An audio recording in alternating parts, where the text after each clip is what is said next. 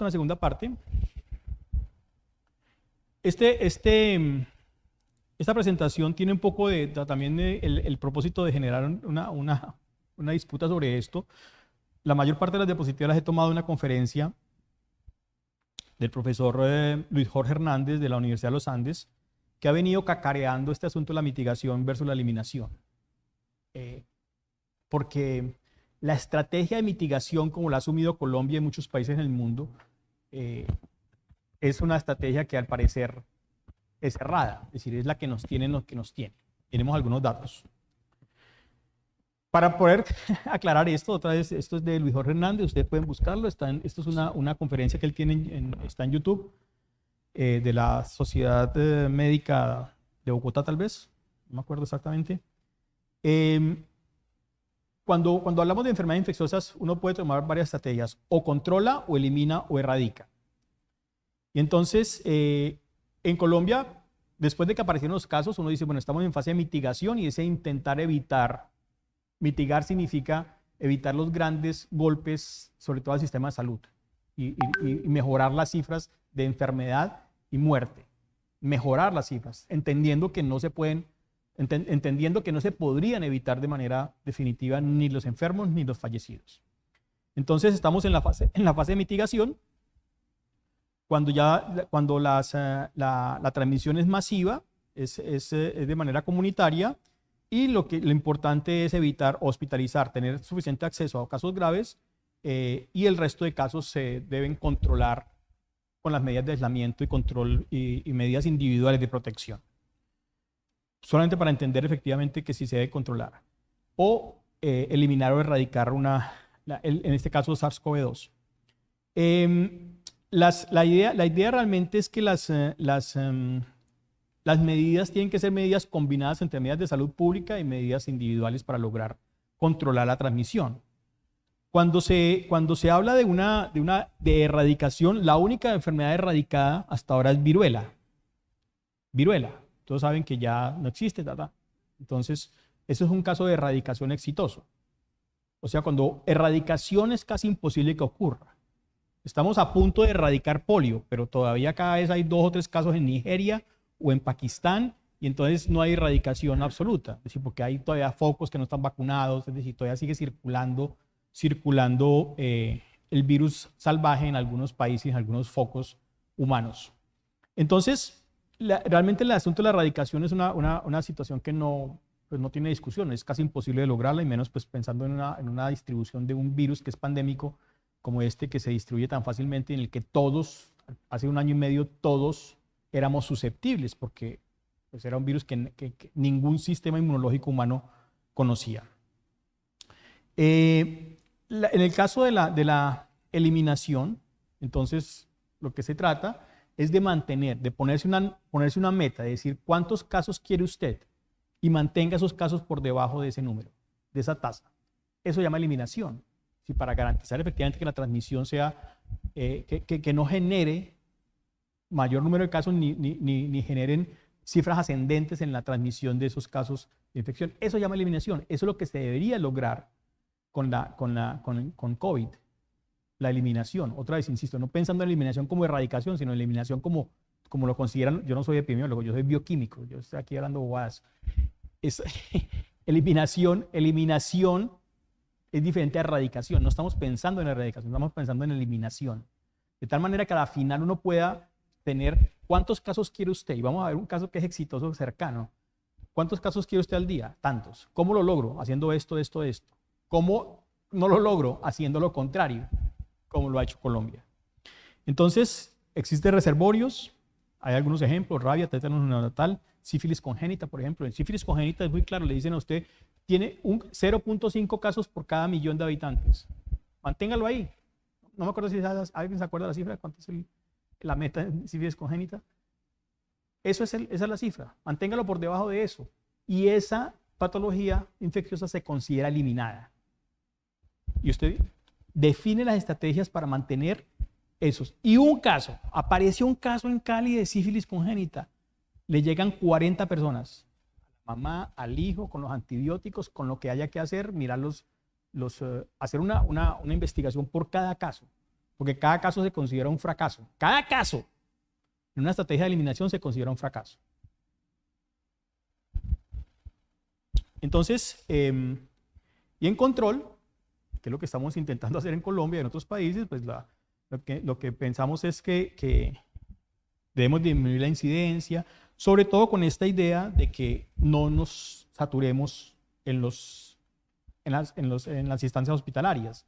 Es decir, lo que siempre se ha llamado aplanar la curva, para distribuir todos los casos en un tiempo mayor para que puedan ser atendidos todos los pacientes. Es decir, no tiene una concepción de evitar la transmisión, sino evitar que se enfermen o distribuirlos en el tiempo para que todos los enfermos graves puedan tener acceso en algún momento al hospital. Eso sería, digamos, esta imagen que de pronto todos nos criamos con ella desde hace 2 años, es un poco un homenaje a la forma equivocada de manejar la pandemia. Es mi opinión, ¿no?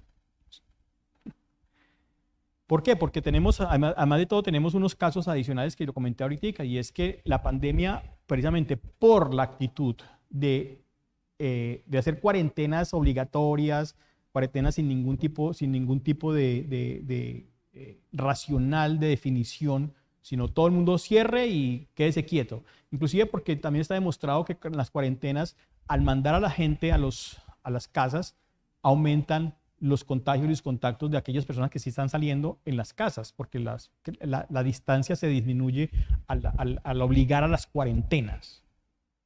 Entonces, el hecho de las cuarentenas y el cierre de actividades hospitalarias ha generado y ha venido generando, y ustedes lo están viviendo con sus abuelos y con sus padres y con ustedes mismos. Las enfermedades crónicas completamente desatendidas, los medicamentos, los exámenes, los tratamientos para cáncer, las enfermedades, la hipertensión, la diabetes, las enfermedades crónicas, todo está desatendido en tanto los hospitales estaban cerrados, todo el mundo temeroso de asistir a un hospital por miedo al contagio. Es decir, se le rehuye al brote, y el brote hay que enfrentarlo. Es decir, es la recomendación. Estas son posiciones tanto en salud pública como posiciones inclusive políticas acerca de cómo se debe enfrentar la pandemia. Entonces tenemos no solamente la mortalidad, la primera ola de la mortalidad por COVID, mortalidad inmediata por COVID, sino también todas aquellas pacientes no COVID que están demorados o por restricción de servicios, o que han interrumpido su atención, o que inclusive los síndromes de burnout, enfermedad mental en personal de salud en muchas personas, asociadas efectivamente a la carga emocional de la pandemia. En esta imagen se muestra, esto es de un Lancet de hace, yo pensé que era más reciente, de abril del 28 y 21, en el que se propone, junio del 2021, en el que se propone efectivamente, estos son comparaciones de diferentes países de la OCDE, vamos solamente para decir que Colombia está entre ellos, entre aquellos que tienen la línea azul. Muertes por millón, miren acá, en aquellos que decidieron hacer mitigación, como Colombia, y en aquellos que decidieron hacer eliminación. ¿Cuál es la diferencia en esto? La diferencia en esto es que los países que hacen eliminación, como Australia, por ejemplo, o Chile, que tiene varios elementos de eliminación que son muy claves: seguimiento a pacientes, seguimiento a contactos, diagnósticos sufragados y subsidios a los estratos más vulnerables para que se pudieran cuarentenar. E inclusive en algunos sitios, en Australia, por ejemplo, en algunas casas de aislamiento se llaman, sitios de aislamiento. Usted está infectado, no se aísle en su casa, aíslese en este sitio, lejos de sus familiares, para evitar los contagios. Eso es eliminación. ¿Eso vale plata? Sí, pero vale más plata todo esto. Es decir, 125.000 fallecidos en el país en los últimos 18 meses. Es decir, ¿cuál es el impacto en días de vida perdidos en personas jóvenes? Bueno, los adultos mayores pues no tanto, por los tiempos de duración, pero el impacto económico de todas esas medidas ha sido un desastre. Aquí está. Estos son el PIB Miren, cambios en el PIB, miren las cuarentenas de hace un año, de marzo del año pasado, y el PIB que se recuperan de aquellos países que no hicieron, que tienen estrategias de eliminación con respecto a aquellos que tienen estrategias de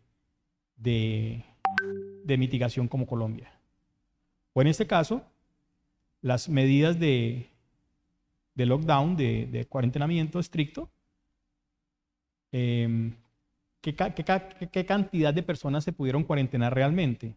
Pues miren acá, muy poco, la estrictez, ¿cómo se llama eso? La adhesión a las cuarentenas es muy baja, muy alta, perdón, cierres muy robustos, obligatorios, mientras que en aquellos que no lo hicieron, miren cómo se comportaban los cierres, que son cierres dirigidos a personas o a comunidades en los que se detectara y se confirmara la circulación del virus. No, es que apareció un caso, todo el mundo para casa. No, lo que debe haber sucedido es, en aquellos barrios, casas o sitios donde hay un caso, se investiga, se concentra y se aísla. Eso es lo que debe haber ocurrido. ¿Pero qué significa eso? Significa plata. Porque por cada caso confirmado hay que investigar al menos 4 individuos cercanos. Eso es lo que manda la norma, como si fueran casos, y los epidemiólogos lo saben, como si fueran casos reales de infección. Esto es lo que plantea esto es de Luis Jorge Hernández, este es el programa de COVID de la Universidad de los Andes, lo hizo muy bien, pues también tienen plata, ellos hicieron literalmente pasaron el sombrero y le llovieron casi 10.000 millones de pesos para este trabajo. Los amigos de la Universidad de los Andes, sus exalumnos, obviamente. Pasemos el sombrero, Salina, ¿cuánto recuperamos entre los exalumnos de la Universidad de Córdoba? 10.000 millones de pesos para esta investigación.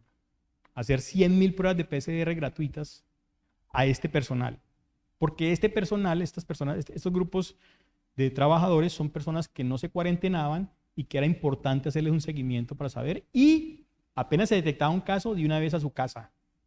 Y eso implicaba mandar médicos, enfermeras, personal e intentar hacer seguimiento. Entonces, todo eso ha sido parte de las definiciones que uno pensaría que se pudieran haber tomado para garantizar una mejor atención de la pandemia. La estrategia de eliminación, máximo esfuerzo para reducir los contagios lo más rápido posible. El PRAS, no sé cómo funcionará aquí. ¿Ustedes hacen todavía PRAS? ¿Están haciendo PRAS? A veces sí, a veces. No lo digo por ustedes, es decir, ¿quién toma las muestras? ¿Quién las manda? ¿Cuánta plata hay metida en eso? ¿Quién la está tomando? ¿Cada cuánto? ¿A quién se le están tomando? ¿En cuál parque? No sirve. El PRAS no sirve hacerlo en un parque. El PRAS sirve, se identifica un individuo, toca hacerle rastreo de contactos en su hogar o en su barrio para contener, es decir, este núcleo familiar o estas personas deben aislarse y garantizarles un aislamiento seguro. Porque las personas, claro, ellos seguramente muchos serán asintomáticos, no es positivo y no, tengo que ir a trabajar. El semáforo está solo, toca ir a limpiar vidrios. O sucede frecuentemente, el promedio entre el momento de la toma de la muestra y el reporte, el promedio nacional está en 9 días. ¿Para qué? 48 horas máximo. ¿Eso qué significa? Personal. ¿Quién está aportando la plata al laboratorio de investigaciones de la universidad? Para tener 2 o 3 turnos trabajando permanentemente con todos los reactivos y todos los tubos y las placas de PCR para sacar todas esas muestras, para garantizar. ¿Cuánto vale eso? Estoy seguro que valdría la tercera parte de lo que ha valido todo lo que se ha hecho mal. O sea, son decisiones también en salud pública, pero también decisiones políticas. Entonces, para hacer una esquina en un parque a tomar muestras no tiene ninguna gracia. Eso no es PRAS. Y es lo que hemos estado haciendo, mitigación. Para que apenas suba el porcentaje, entonces decir, todo el mundo para la casa, cuarentena. Eso es un dato tal vez de Bogotá, no me acuerdo. La proporción de casos investigados, número de casos registrados, número de casos investigados, sigue siendo muy baja. Es decir, los contactos investigados en 1.88, o sea, ni siquiera un caso adicional por cada confirmado, ni siquiera. Cuando la norma dice, o la norma no, la teoría dice que deben investigarse al menos 4 o 5 casos por cada positivo. Y esto es lo que les comentaba de Chile. Estos son los diferentes departamentos, estados de Chile. Casos nuevos, miren, esto está en una semana, casos nuevos. ¿Cuántos se investigaron? Mírenlos, el 99%. ¿Cuántos casos con contactos? 95. 95 de estos 115 tienen contactos. ¿Cuántos contactos nuevos y cuántos investigaron? Miren, el 97%. O sea, a todos se les tomó muestra. De eso se trata. O sea, aquí tenemos la proporción. Mira, aquí está la razón de contactos por caso, 4.1. O sea, yo tengo que investigar 4 casos o 5 casos por cada contacto positivo. Chile tenía una estrategia, fue muy interesante, yo no la conocía hace como 15 días, una estrategia de casas de aislamiento. Y es, efectivamente, usted está positivo, aíslese en un sitio con otras personas con COVID. No se aísle en su casa con personas que están sanas y que pueden seguir trabajando. Pero para eso significa efectivamente subsidiarle que se vaya a vivir a otro sitio. Y así sucede en Australia también. Esto es lo mismo, indicadores de aislamiento. Aquí el índice de resiliencia en Colombia dice, ¿dónde está eso? ¿Usted tiene disponibilidad para aislarse? Esa es la pregunta. Y el individuo responde sí o no. Diga lo que quiera y haga lo que quiera, porque ¿quién le va a decir que lo haga o que no lo haga? Entonces, incluye esa pregunta específicamente y la pregunta se enuncia así: ¿usted tiene disposición de aislarse? ¿Sí o no? Y eso es lo que se reporta. ¿Qué impacto tiene eso? Cero. Porque en últimas el individuo hace lo que le da la gana o lo que le toca hacer, ¿no? Parte del debate siempre es, no, es que son personas incultas que no entienden el valor de aislarse, de proteger a su comunidad. No, son personas que tienen que trabajar, subirse a un transporte público, un bus. Estar en un bus metido 2 o 3 horas, en el caso de Bogotá, para llegar al trabajo. Porque el que no trabaja no se gana los 20.000 o 30.000 pesos que necesita para ese día. Era esto. ¿Cuántos contactos han sido estudiados? 23.000. ¿De cuántos? No sé, tal vez como de unos 25.000. O sea, se ha investigado ni siquiera uno por caso. En todo el periodo. Si usted tiene 8.000 casos al día, como alcanzó a tener Bogotá, usted debería investigar 24.000 al día. Y usted investigó 24.000 en un periodo de 8 meses. O sea, se está poniendo la plata donde no corresponde. Estos son datos de Luis Jorge sobre esto. Policía de Ejército, grandes cifras de positivos, impresionante. Claro, la aglomeración, la convivencia de las personas que están en conviviendo permanentemente y mayor tiempo expuestos. Guardias de seguridad, taxistas. 5 puntos. Todos estos son asintomáticos. Es decir, esto es un grupo que hay que investigar. Es decir, esto es una estrategia salín que uno puede utilizar y venderle. Esto lo estamos vendiendo, intentando vendérsela a la gobernación de Boyacá. De hacer rastreo en estos grupos de población que uno dice, miren, son personas que tienen una alta probabilidad de infectarse por su trabajo y que hay que identificarlos rápidamente para poderlos aislar y ayudar. Pero eso vale plata. Bueno, pongan la plata donde uno pudiera tener mejor eficacia para el control de la transmisión. ¿Qué significa mitigación? Tamizajes masivos en los parques, plaza media marcha, cuarentenas masivas. Inclusive uno escucha, pero no, es que tenemos que volver a cerrar el país, eso está muy grave, o nos pasó en mayo, junio. No, eso está muy grave, mejor volver a cerrar todo el mundo, esto está desbordado, las UCIs desbordadas. No, pues cuarentenas masivas no sirven mientras no se tomen decisiones de otro tipo. O bueno, es lo más fácil y se hace. Hay un caso, nadie lo investiga, mientras que cuando en esta perspectiva de eliminación, cuando hay un caso se investiga y se investigan las personas que están a su alrededor para aislarlos. A la población se le dice que se quieta y entonces la gran lección siempre es, no, pues nada, el virus vino para quedarse, aprendamos a vivir con el virus, cuando la realidad es que lo que nosotros tenemos que hacer es que tenemos que eliminar el virus, mantener las tasas de positividad menores al 5%, permanentemente. No tener como ahora que tenemos la tasa de positividad, no sé, en el 2 o 3%, o 5 o 6%, y dentro de 3 o 4 meses las tasas en 22, 23% otra vez de positividad. Es decir, esa montaña rusa, insisto, esta es mi opinión, no es mía, es de Luis Jorge, del Observatorio de la Universidad de los Andes, pero pues yo la comparto y quería como comentarla con esto.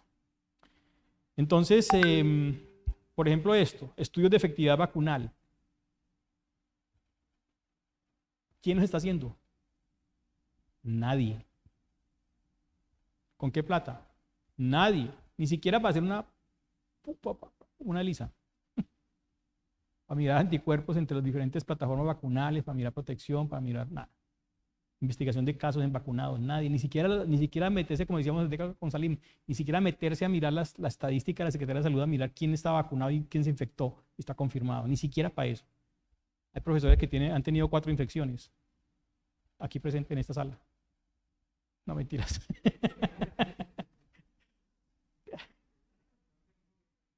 Dos COVID psicológicos y 2 de verdad.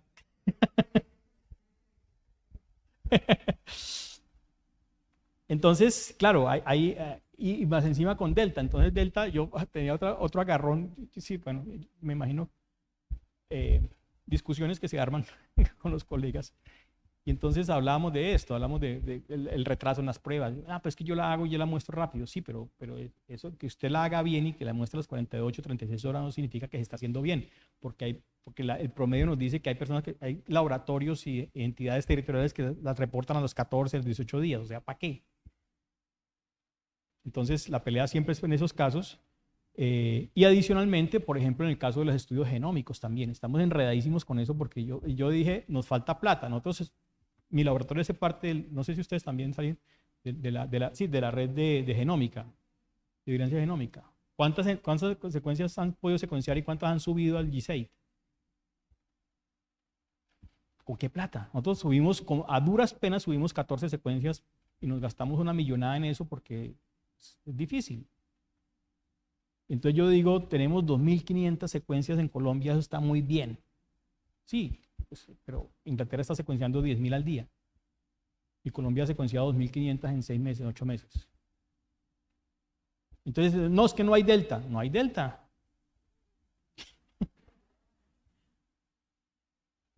Entonces, realmente hay una situación ahí muy compleja y la plata no está circulando para estas cosas. Pues, bueno, es parte de todo lo que queremos comentar. Muchas gracias.